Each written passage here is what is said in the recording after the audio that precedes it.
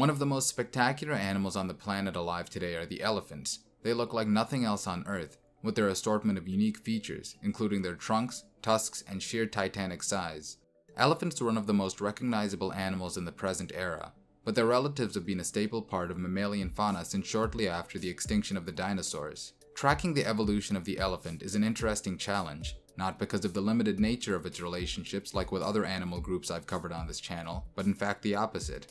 The order that the elephant is part of, Proboscidea, represents a vast network of different lineages of mammals that evolved and flourished at varying points in the Cenozoic. My goal with this video is to do my best to address as many of these lines as I can, while also painting a thorough picture of elephant evolution.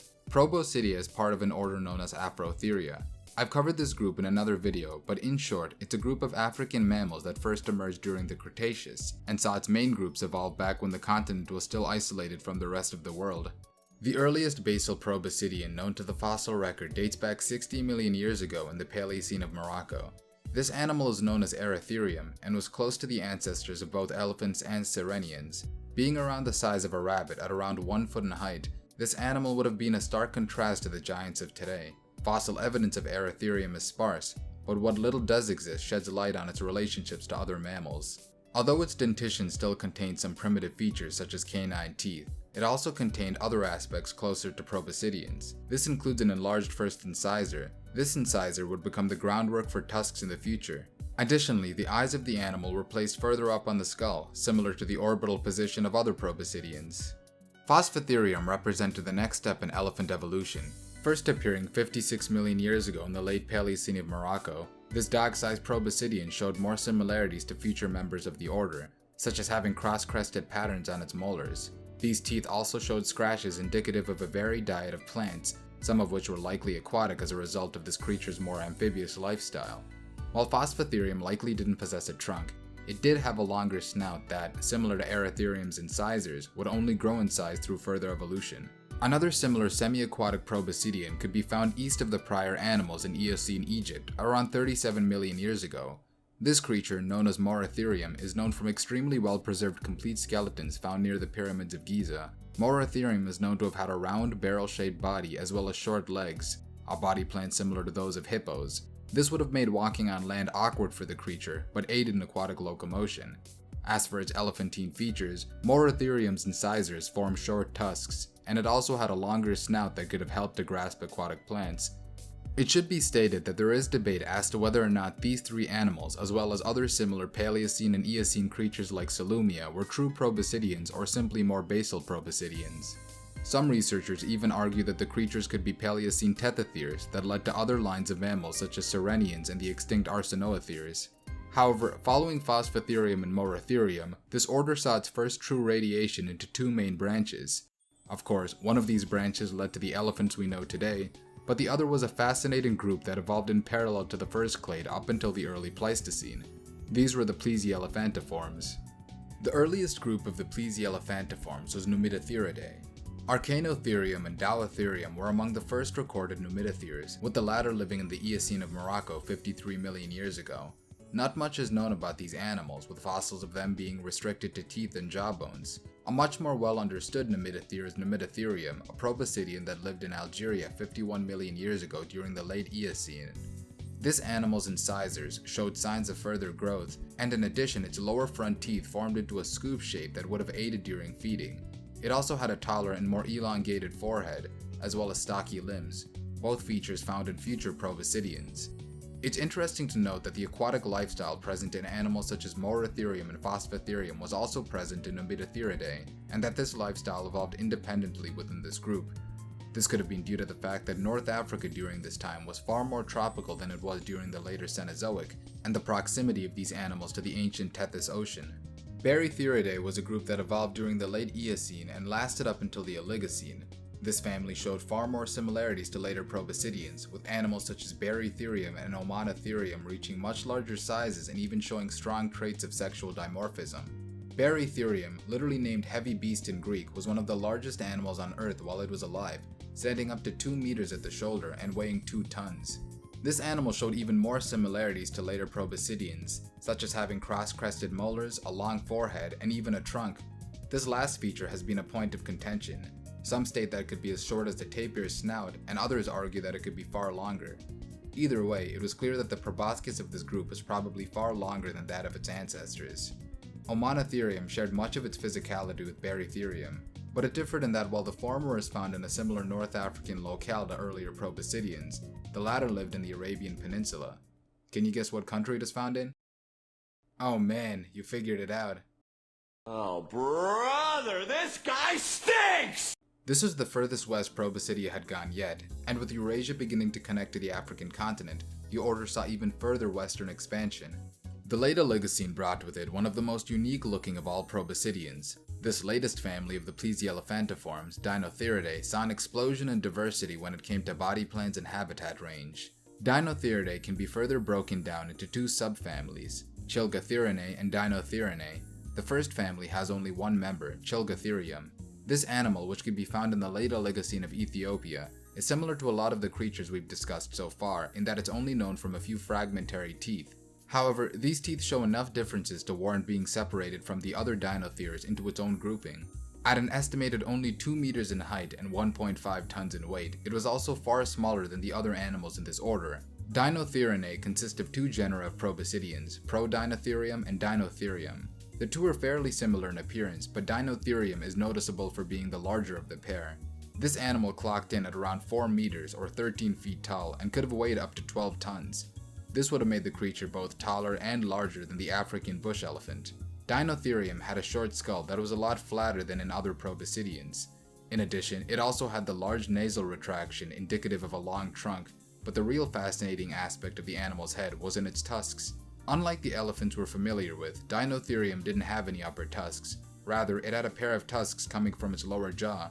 These tusks extended downwards and could have been used for digging up roots and tubers, pulling out branches, or any other variety of reasons. From their origins in Africa, species of Deinotherium could be found as far east as India and as far north as Austria. Meanwhile, Deinotherium could be found from Greece all the way up to Thailand. The Elephantiformes are the second main branch of the Proboscidean radiation that began during the Eocene. They first evolved a bit earlier than the Plesielephantiformes, during the late Eocene. In addition, they showed far more diversity in the sheer number of genera and lasted farther into the future, with elephants being the modern representatives of this family. The first of the Elephantiformes is Palaemastodon. This animal evolved during the Eocene and could be found in both Africa and the Arabian Peninsula. This creature was 2.5 tons in weight and had a noticeable trunk evidenced by the clear nasal retraction on its skull. The animal also had 4 tusks, which, like many of its ancestors before it, could have been used like shovels to pull up aquatic vegetation as it lived a sort of semi-aquatic lifestyle. These tusks, alongside its long jaw and flattened forehead, were traits that some Elephantiformes would retain and even build upon as the Cenozoic progressed. Phiomia shared much in common with Palaemastodon, from its general morphology to its habitat range. Its lower tusks were arguably even more shovel or spade-shaped than those of Palaemastodon, a feature that again would become even more prevalent in later Proboscideans like Gomphotheriidae and Ambelodons. Another Elephantiform, Eritreum, evolved during the late Oligocene and could be found in Eritrea. At only about 10 tons, it was several times smaller than the later Elephantiforms, but this genus was notable in having the horizontal tooth displacement that became a staple of animals such as elephants. Hemimastodon of the late Miocene saw the furthest western expansion of the Elephantiforms up to this point, being found as far from its African homeland as Pakistan. This expansion would only increase with the next most recent division within Proboscidea, the Elephantimorpha. The first branch of Elephantimorpha is composed of the family Mammutidae, or the mastodonts. These animals evolved at the time of Hemimastodon's extinction at the tail end of the Oligocene, 28 million years ago. The first of the mastodonts was Loxodonta of the late Oligocene of Kenya, which was followed shortly after by Eozygodon of the early Miocene Kenya and Uganda. The middle Miocene brought with it an extreme expansion in the range of mastodonts, more so than any other previously discussed group of Proboscideans. There was Mammuthus, which, while only identified from a single mandible, made it as far east as China. Zygolophodon also evolved around the same time, yet while this genus first appeared in Africa 19 million years ago, within about a million years later it could be found as far east as India, China, and Kazakhstan, and as far west as Europe and even the United States. The most well-known of all mammutids were the mastodons of the genus Mammuth, which first evolved during the early Pliocene. There were a few species of mastodons distributed all throughout North America. However, the most recognizable of all these species was the American mastodon, Mammut americanus. In addition, there was also the Pacific mastodon, Mammut pacificus, which was recently recognized as its own species. This particular animal lived in California up until the Pleistocene, and was differentiated from its western relative as it had 6 sacral vertebrae instead of 5 and a general absence of mandibular tusks. Mastodons bear striking similarities to more modern proboscideans like elephants and mammoths, to the point where you'd be forgiven for mistaking the mastodon for a mammoth, but there are a few key differences. For one, mastodons maintain a flatter, more horizontal body shape at the top. In addition, their cheek teeth are unlike those of their later relatives. While mammoths and elephants have flattened cheek teeth, the cheek teeth of mastodons are composed of several blunt cusps. Mastodons were typically restricted to forested areas, and despite this, they were far less common and widespread compared to mammoths, although there are reports that an American mastodon or a species very similar to it was found in China. In addition to distribution, their preference for forest meant that they were not as large as other proboscideans. They seemed to clock out at around 8 tons in weight and 9 feet in height, which is definitely not tiny by any means, but noticeably smaller than elephants and mammoths. Mastodons found themselves part of the larger megafaunal extinction during the end of the Pleistocene. However, unlike with other mammals where their extinction was most likely due to a variety of factors, it's fairly likely that humans were the main cause of their demise. The forest that they preferred actually expanded by this time, but they ended up coming into contact with humans that entered the continent and saw them as a good source of food. Unfortunately, this clash brought the end for this line, and they went extinct around 11,000 years ago. Ambelodons evolved during the Miocene, roughly 16 million years ago. Similar to Phiomia, this group had shovel-like lower teeth, but they turned it up to 11. Cerbelodon of the United States and Archaeobelodon of Egypt were among the first members of this family, and had large pairs of tusks in addition to their huge lower jaws. These upper tusks would disappear with future members of the group. Ambelodon and Platypelodon represented some of the most derived members of this group, as they had lost their upper tusks and grew even larger lower jaws. Abrasion marks found on these North American shovel tuskers found that they were used for scraping the bark off trees, showing that while prior proboscideans like Phiomia or Palaemastodon used their lower tusks for scooping up aquatic plant matter. That's a long sentence. The Ambelodontids likely fed on leaves, twigs, and bark. There's a bit of debate over the trunks of these later members. Some believe that they had a flap-like trunk that reached the ends of their lower jaws, whereas others believe them to have a more elephantine trunk. Ambelodontidae was a widespread group, but died out towards the end of the Miocene. The Ambelodontidae, or at least the North American genera, were likely part of the larger end-Miocene extinction that wiped out many animals such as the American rhinos and other ruminants related to pronghorns and giraffes. Choerolophodontidae was another family of Elephantiformes that first emerged in the Miocene and lasted from 7 to 7 million years ago. They were found throughout the Old World from Africa to Eurasia, and were known for their long curved tusks. Recent discoveries posit them as basal to the Gomphotheriidae. Gomphotheriidae was a widely distributed group of Elephantiformes that lived from the Miocene to the Pleistocene, although some estimates put it as having originated as early as the late Oligocene. Gomphotherium was one of the earliest Gomphotheres, having evolved in the Miocene and was found in Africa, North America, and Eurasia. This creature, similar to early Ambelodons, had 2 upper tusks in addition to 2 shovel-shaped lower tusks. In addition, it was known to have had a flattened skull. This general body plan was present in later Gomphotheres, from Hemimastodon of China to Nathbelodon and Eubelodon of the US. While they were very similar morphologically to the Ambelodons, they differed in that these tusks were used for feeding on aquatic vegetation instead of plants like leaves. This is due to the fact that the habitats of Gomphotheres were primarily wetlands and marshes, contrasted with the more forested regions Ambelodons could be found in. The differences between the Gomphotheres and Ambelodons would become even more pronounced with the later Brevirostrine Gomphotheres, which saw reduction or outright elimination in their lower tusks. Rather than looking like Ambelodons, the later genera of Gomphotheres far more resembled mastodons, to the point where they were often confused with them. Beyond physical changes, these Gomphotheres also began to move from the wetlands to many other types of habitats. Additionally, the Gomphotheres were unique in being the only group of proboscideans to venture into South America, migrating from North America after the 2 continents joined at the end of the Pliocene. Some of these South American Gomphotheres were Pleistocene genera such as Stegomastodon, Cuviornis, and Nodiomastodon. The makeup of the cheek teeth of these Gomphotheres, such as Stegomastodons, which were covered in enamel and made up of several bumps and ridges, indicated that these animals were likely grazers.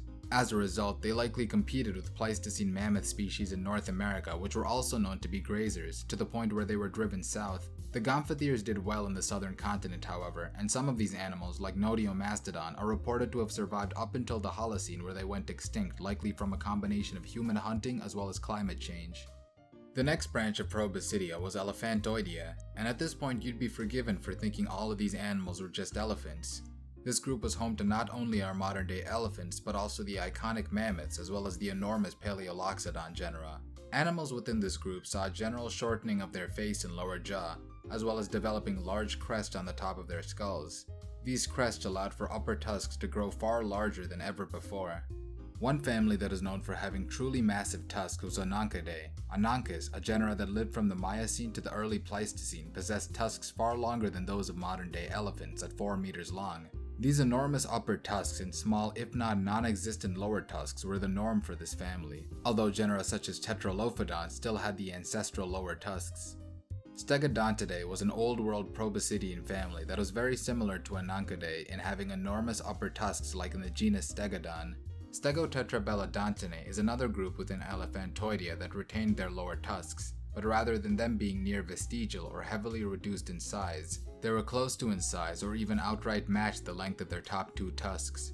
Stegotetrabelodon was an animal emblematic of this trait, with a pair of upper and lower tusks that were both around 2.5 meters in length.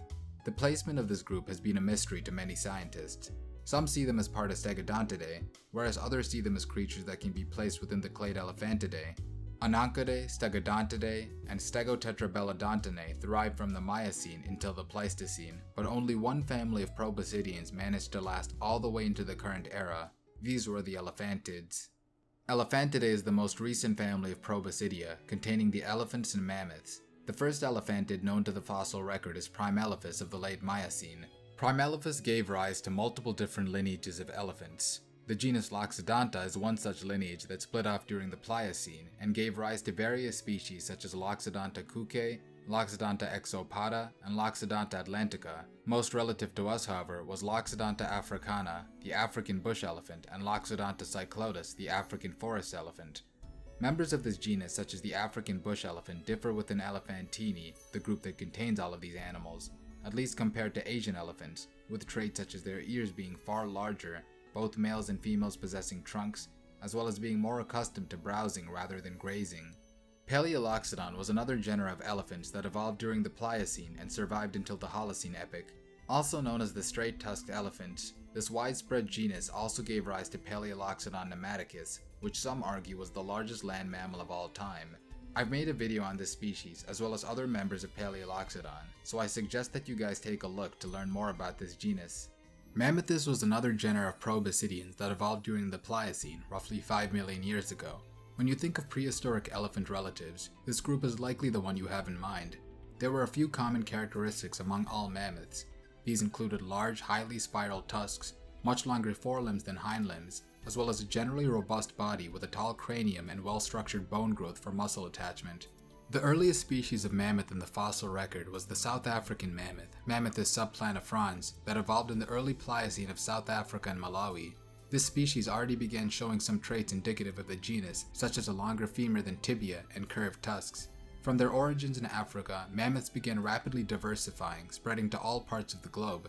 After subplanifrons, Central Asia became the next hotbed of mammoth evolution.